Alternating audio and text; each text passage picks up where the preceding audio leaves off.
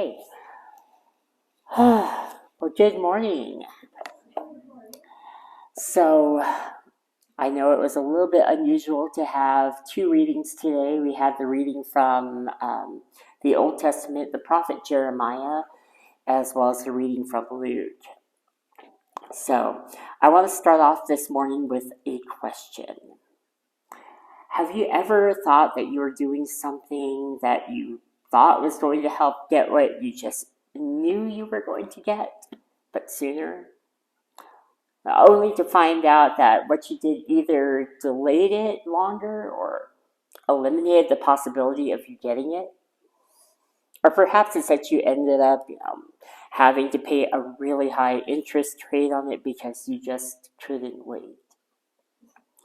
I used to see that all the time in my kids, right? They would think that tantrums in the middle of Target would help us hurry and take them to that promised toy aisle, right? Rather than spending time looking at clothes and, household items, laundry detergent, all that stuff. But then when they threw those tantrums, we would tell them that their behavior had lost the toy aisle, and so they would protest even more, saying, "But you promised," right? But their behavior had led us to making that decision, and it stood despite their protests. Well, in many ways, that's what it was like for the Israelites in today's Old Testament reading. They had been promised a piece of God's kingdom. They just knew that they were God's chosen people, but they weren't happy with God's timing. They weren't happy with the oppression that they felt from the Babylonian Empire. And so they believed that while God had rescued them in the past, that they were the ones who needed to help God, and thus took everything out of God's hands while trying to take steps on their own to prove to the Babylonians that God was really on their side. And so we have Jeremiah, a prophet of God, who is standing up to them saying, hello, what the heck are you doing? You see, God didn't need their help, and in many ways, their help wasn't really helping. You know what I mean?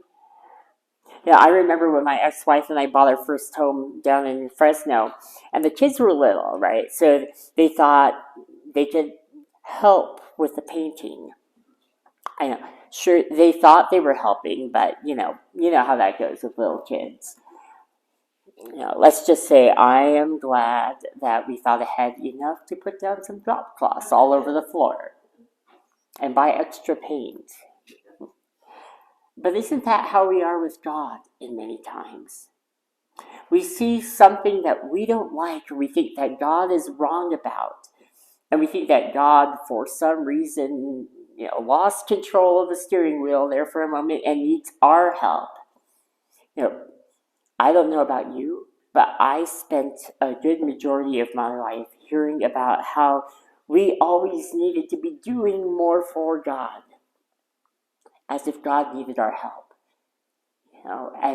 As if we sat back and didn't do anything, that God would no longer be God. We were told, don't hold hands with someone of the opposite sex in public because before you're married, because it might cause other people to stumble. Don't listen to secular music, stay away from alcohol, do all of this stuff for God, because being seen doing all these things, people might think, well, God isn't God. That God that they talk about, that's not real, is it? But then those things which, might be simple and not harmful to many, some might be even helpful.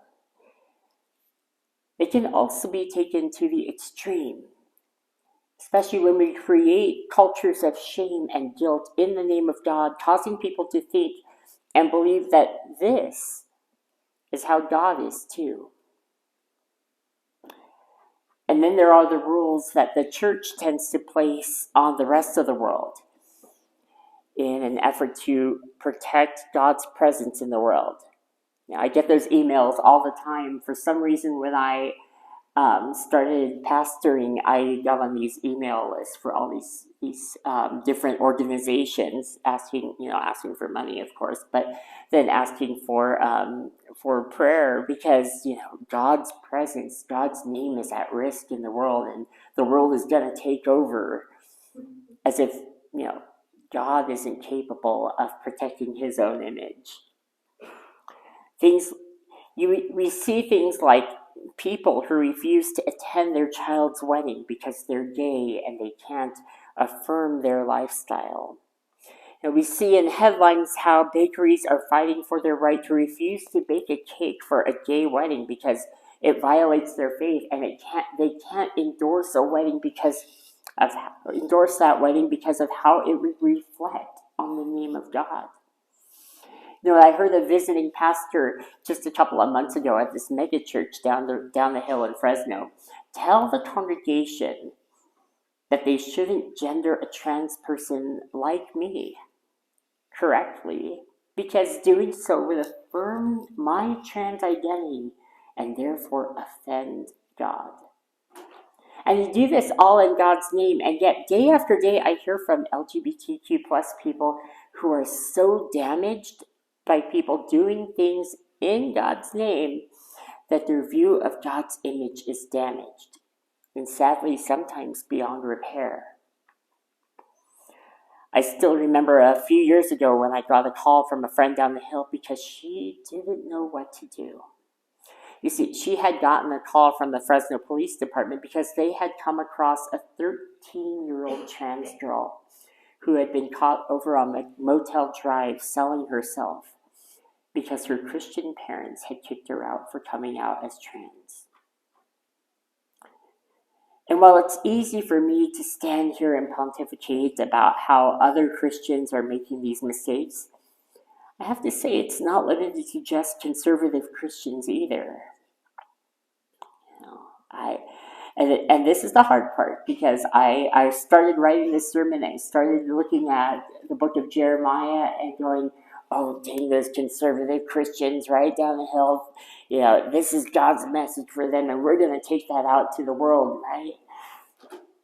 But here I am talking about a community that is 2,000 years old.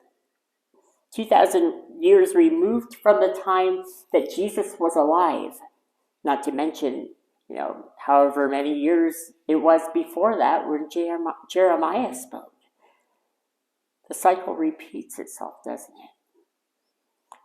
And we see that today in so many different ways where history is beginning to repeat itself, and we get those warnings all the time. In fact, the Israelites didn't heed Jeremiah. They kept on doing what they were doing, convinced that God had called them to, and guess what? Babylon took over. They exiled the Israelites and then occupied the land for the next 60 years. Now, interestingly enough, the Israelites that stayed behind in the occupation, they started families with the Babylonian people. And guess what their children became? They became Samaritans. The religious people of Jesus' day thought that they were standing up for God by openly discriminating against and banishing the Samaritans from their midst. And yet Jesus spoke out against that. Which brings me to my final point. Now, I know you might be thinking, oh my goodness, Ellie, that's enough already. We get it. But I told Kim that I wanted to read both Jeremiah and Luke, and that was for a reason. So here we go. Now, it's easy to look at the people of the past and judge them, isn't it? But it is important to see how the past repeats itself and where it begins. In our gospel reading today, we see this Pharisee in the temple thanking God for loving him so much, all the while looking down at the tax collector. And so at the heart of all of this is exactly that, the heart. earlier in the summer, I made one of the best decisions that I have made in a while. And I decided that I would take at least one day each week and spend that day in the place where I felt I connected with God the best. For me, that's Laguna Beach, which on a good day is about an hour south of my home in Pasadena. But I know that for others, it's here in the mountains or in Yosemite Valley. And for some others, for some reason that I can't understand, it might be the snow. Um, yeah, spoken like a true beach person, right? But what about those other areas? When we come down from the mountains, into Fresno. When the sun sets or it's time to head home and we don't want to leave. It's easy to find God in those places where we connect with Him without problem, right? What's not to be easy? We seek, or what's not too easy? Where we seek God's presence in the areas where we don't think He is. Maybe this is in the person who doesn't align with your political views. You're thinking about it, and I just said that, and you're thinking, oh my goodness, it's almost November, and we're going to have to invite Aunt Sally to Thanksgiving dinner. How is that going to go, right? It could be the person that cuts you off on the road back into town. Or, maybe that guest pastor that keeps rambling on and on when you have lunch plans. Yeah, I don't know. So, where is her heart? I have to admit that while I was writing this sermon, I had that complete message in mind that I was going to direct at those who had been so critical and condemning of me, challenging you all to stand up and defend me. But isn't this how God works? That there are moments in time when we do think that God is telling us to go one way, but in doing so, we're convicted of our own shortcomings. And for the Israelites, it was too late. God had used Jeremiah to try and guide them back to understanding that God is God and that we're not. And that God knows better. There's always that thing where our kids we would give them, a couple dollars each week, and then we would go to Target or the Dollar Tree, and they would look at all the toys and go, can I spend my money here? Not realizing that, I had in mind that I wanted to get like this new video game or something for them, and that I wanted to help them out with that. But they had already spent their portion of that, so I couldn't spend the extra money to get them what I thought they'd be happier with. And we do the same with God, right? We say, God, I want this little cheap thing. I want this little movement. I want to be more comfortable in this area. And so we do these things so that people look at us and they go, oh, is that what God's really like?